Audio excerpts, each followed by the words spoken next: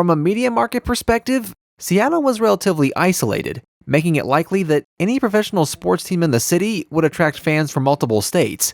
Recognizing this opportunity, Los Angeles businessmen Sam Schulman and Eugene Klein, owners of the Los Angeles Chargers, saw adding an NBA team as a no-brainer. They quickly secured approval for an expansion franchise, choosing a name that honored Seattle's most prominent and highly coveted industry, the SuperSonics.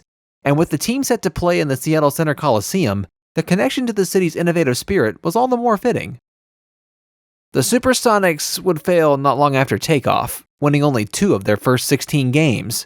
Their first win at the Seattle Center Coliseum coming on Halloween, 1967, against the Chicago Bulls. The team would finish their inaugural season 23-59 and wouldn't finish above 500 until 1972. They would finish the 1974 season 43-39, the second year under head coach and general manager Bill Russell, the former Celtics star, and lose in the Western Conference semifinals before replicating that exact success the following year. 2 years and another coach later, the SuperSonics would bring the first championship games to the Seattle Center Coliseum in the 1978 NBA Finals. However, the Washington Bullets would get the better of them, winning Game 7 at the Coliseum.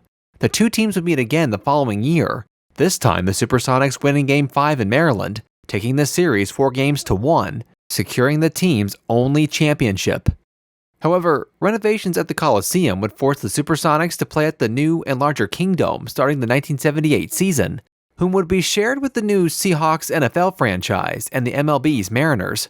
Despite scheduling conflicts, larger attendance led the team to stay at the Kingdome well into the next decade, only returning to the Coliseum after attendance dropped below 10,000 fans at the end of 1984 under the direction of new ownership. While Seattle would host the NBA All-Star Game twice, the Seattle Center Coliseum would only host the 1974 version, with the Kingdome hosting the game in 1987.